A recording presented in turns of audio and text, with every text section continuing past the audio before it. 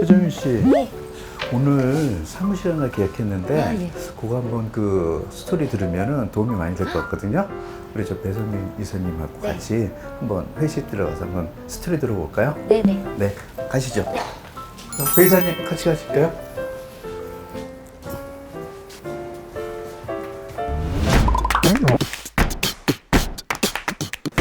자, 오늘 저 임대 사무실 오늘 계약했잖아요. 이제 그 스토리를 또 잘 깨쳐보고 계신 우리 저 배성현 이사시거든요. 한번 스토리 들어보고 어떤 과정으로 이게 임대가 맞춰졌는지 한번 얘기를 들어보면 앞으로 또 이렇게 시험 공부하시고 하는데 목표의식도 생기고 괜찮을 것 같습니다. 네. 한번 얘기 들어보시죠. 네.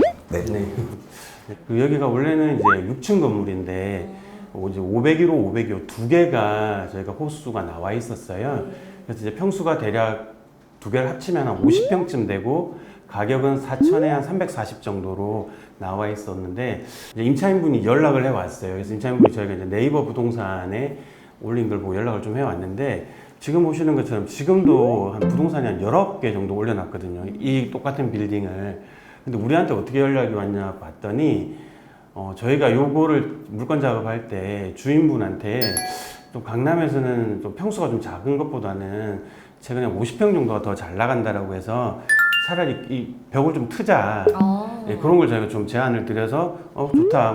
그 임차인분만 구해오면 벽을 트는 게 어렵지 않다라고 말씀하셔서 저희가 그거를 좀 매물의 특징으로 좀 올려놨었어요.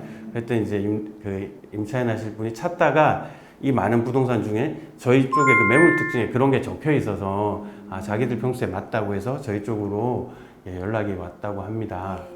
그리고 이제 저희가 이제 그 매물을 보여드렸을 때 마음에 들어 하셨고요. 근데 마찬가지로 이제 조금 계속 요구사항을 좀 조율을 해야 되더라고요. 그래서 크게 보면 월세를 조금 더 인하해 달라고 하셨어요. 그래서 월세 인하 같은 것도 조금 더 월세 인하가 이루어졌고, 그 다음에 이제 501호, 502호가 사무실 바닥이 좀 다른 거예요. 바닥 색깔이 다른데 이제 그러면 조금 바닥을 맞춰야 되잖아요. 그래서 좀 맞춰달라 하셨는데 임대인분이 흔쾌히 허락을 하신 게 어차피 이제 임차인분들이 나가고 나면 이 바닥은 남는 거니까 이제 본인 건물에 투자한 거잖아요. 그러니까 충분히 해줄 수 있다고 말씀하셨고, 근데 이제 501호, 502호를 틀려면 벽체를 철거해야 되고요. 나갈 때 또 원상 복구를 해놓고 나가야 되는데 이 부분은 임차인분이 좀 해달라고 했는데 임대인분이 안 된다라고, 왜냐하면 원칙상 실제로 쓰는 사람이 당연히 해야 되는 거다라고 좀 원칙을 명확하게 이야기하셨어요. 그래서 근데 이런 벽 같은 걸 철거하는 거는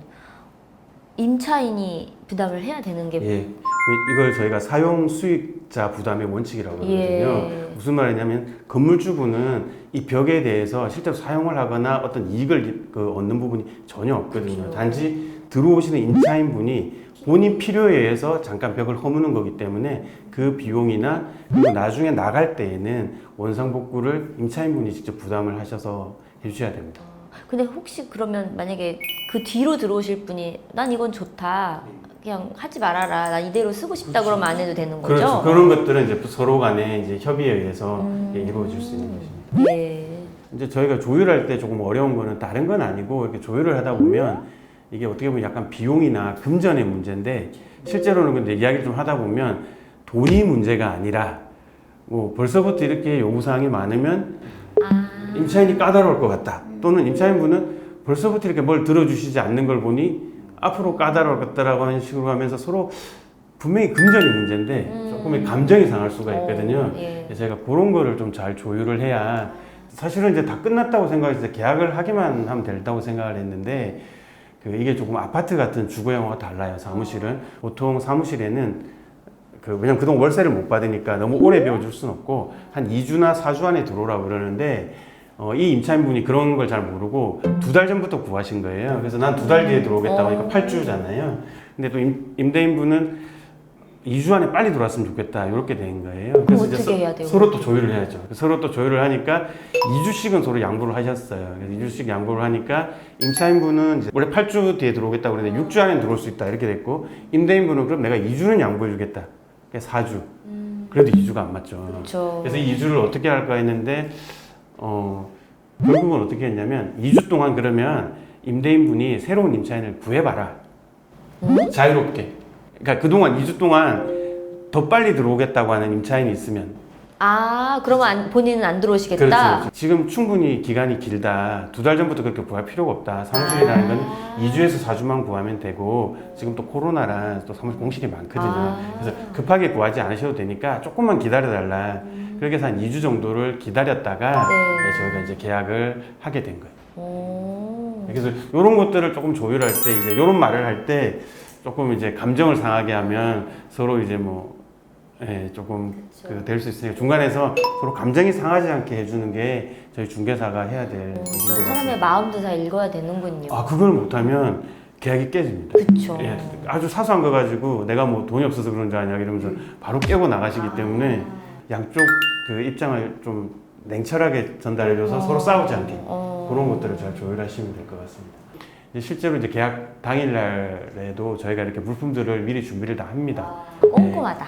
예, 그래서 뭐 도장이라든지 클립이라든지 이런 것들을 다 작성하고 매도인, 매수인, 중개사들 도장을 찍는 위치들도 다 해둬요. 왜 그럴까요, 이게? 이게 도장 잘못 바뀌어서 찍힐까봐. 인감이 비슷비슷한 인감이 많잖아요. 그래서 그냥 이렇게 굴러다니다 보면 위치가 틀립니다. 예. 그래서 처음부터 딱 도장부터 받아놓고 저희가 이렇게 매도인, 매수인, 중개사 자리 딱 꽂아놓은 뒤에 그 위치에 딱딱 도장을 찍어주고요. 저 근데 나름 이렇게 뭐 이렇게 집 같은 거 계약하고 그럴 때 이렇게 해주시는 분들 못 봤어요. 아, 네, 처음 봤어요, 저. 역시 랜드고군요. 중요한 거는 어떤 실무적인 능력도 중요한데 중간에서 그 두 분의 마음이 상하지 않게 좀 그런 영업적인 능력 같은 것 저희는 결국은 영업을 하고 서비스를 하는 사람들인 것 같아요. 그래서 전문가기도 하지만 그래서 그런 것들을 좀 중간에 잘 해야 되고 당연히 또 이야기를 하다 보면 여러 가지 투자나 조금 본인이 평소 때 가지고 있던 고민을 또 이야기들을 하세요. 예를 들면 그런 이야기들을 이제 조금 해드리고 그러면서 이제 마음을 얻는 거죠. 마음을 얻어서 이제 계약을 진행을 하는 겁니다.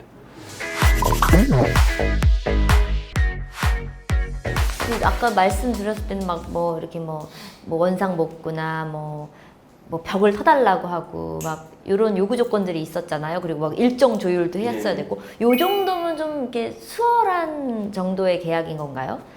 네, 이번 물건 같은 경우에는 그 임차인이 조금 이 건물을 처음 보자마자 좀 마음에 들어 하셨어요. 그래서 여러 물건을 보여달라고 하지 않았기 때문에 저희 입장에서는 조금 수월했고요.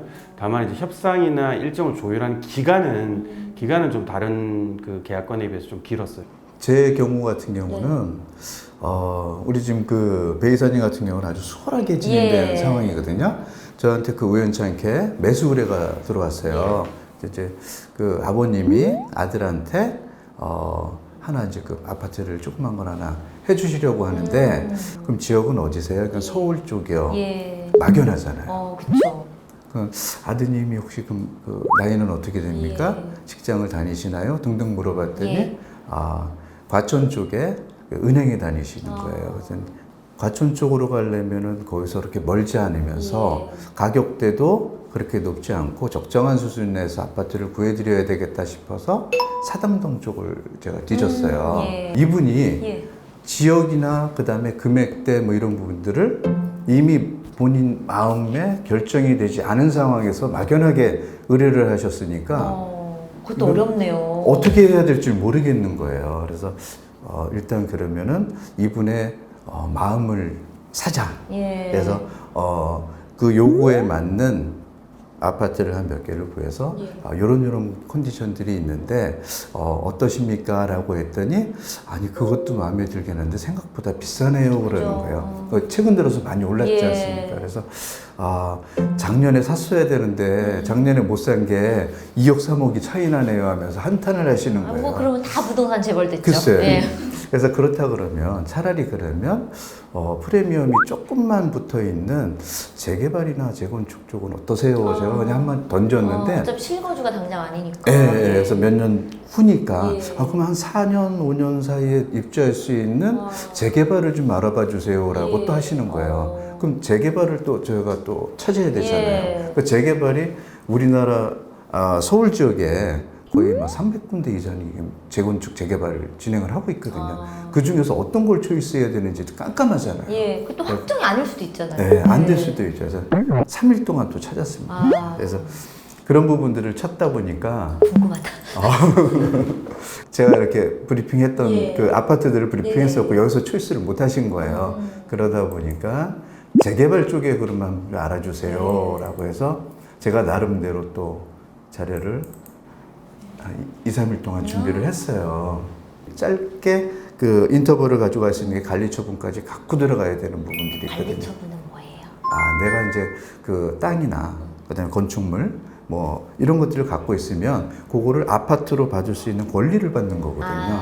그래서 서울 지역에 관리 처분이 돼서 바로 입주할 수 있는 데들을 찾다 보니까 여기 동대문구 또 청량리어필에서 핫하잖아요. 그래서 이문 3구역 또 지금 은평구에 있는 증산동 그다음에 여기는 관리 처분 바로 직전이라 조금만 피 갖고 투자를 하시고 입주일도 입주 연도도 한 5년 정도면 충분하지 않을까 싶어서 이런 부분들을 이제 브리핑을 해드렸어요. 그래서 여기에 나와 있는 매물에 대한 부분들을 또 이렇게 말씀을 드렸죠. 아드님하고 같이 그래서 또 가서 현장 답사를 하신 거예요.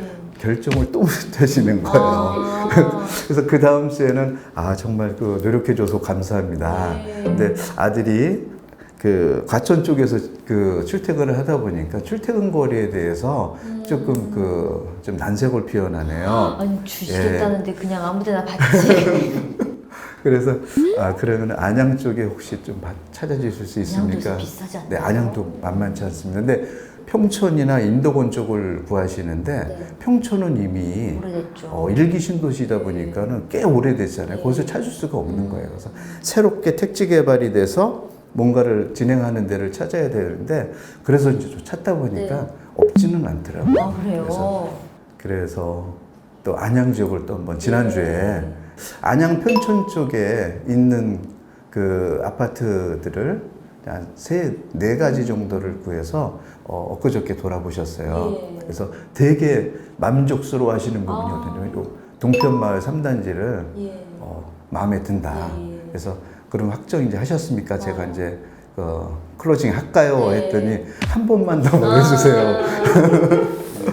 그래서 이제 그 마지막 컨디션에 대해서 주셨어요. 이제 그 부분을 이번 주에 숙제를 하고 클로징 아직 끝나지 않은 계약이군요. 네. 그래서 이번 주까지 제가 다시 한 번만 이쪽에서 더 진행을 해서 다음 주에는 이제 픽스를 시켜주지 않을까라는 생각을 합니다. 실질적으로 이것도 한 달 남짓이지만 어떤 경우는 뭐 꼬마 빌딩이나 뭐 이런 데들 아니면 그냥 일반 오피스 빌딩 같은 경우는 짧게는 6개월에서 길게는 2년 동안 걸리는 경우도 있어요.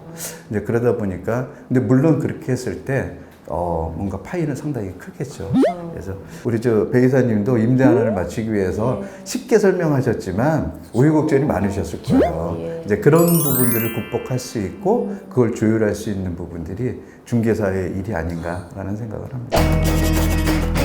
근데 이제 보면 요새는 진짜 이렇게 인터넷상에서도 충분히 막 모든 게 조회가 다 되잖아요. 저 같은 경우도 집을 알아볼 때 다 인터넷으로 조회를 해서 정말 너무 많은 중개 사무실이 다 엮여 있고 그리고 공동 중개도 굉장히 많고 그러다 보니까 상대적으로 경쟁력이 너무 경쟁이 심할 것 같은 생각이 들더라고요. 제가 이제 이 시험 공부를 준비를 하면서 제가 이제 그 입장에 선다고 생각해 보니 공인중개사 이 직업 자체에 대한 미래가 좀 어떤지 희망적인 건지 뭐 좀 이런 얘기를 좀 듣고 싶은데 가능할까요? 제가 말씀드릴까요? 미래가 있다. 결론은 미래는 있다. 단 노력이 상당한 부분이 따라야 한다. 그렇죠. 이게 정답입니다.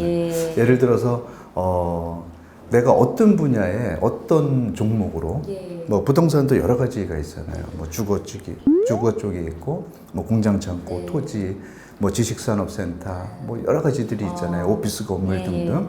사람들 많이 만나고 또 사교성이 좋다 그러면은 외부에서 움직일 수 있는 그 영업 바운다리에 맞는 또 그 종목을 선택해야 될 거고요. 내가 어떤 성향이고 어떤 종목으로 가져갈 수 있는지 목표치가 있다 그러면 분명히 그 길은 있습니다. 그래서 충분히 가능성이 있고 지금 열심히 공부하고 계시잖아요. 사실 진짜 너무 어려워서 요새는 내가 이거를 때려쳐야 되나 이 생각도 들었었어요. 저도 잠깐. 저도 그랬어요. 그래서 정말 그래도 뭔가 목표가 있어야 되니까 네네네. 뭔가 이 목표를 갖기 위해서 한번 말씀을 들어보고 싶었어요. 미래가 있다. 미래가 있다. 단 노력이 상당해야 된다. 공부하느라 고생이 너무 많으실 것 같은데요. 그래도 한번 시작하셨으니까 합격할 때까지 한번 힘내시고 네. 파이팅 하십시오. 감사합니다. 네, 응원드리겠습니다. 파이팅 하십시오. 수고하셨습니다.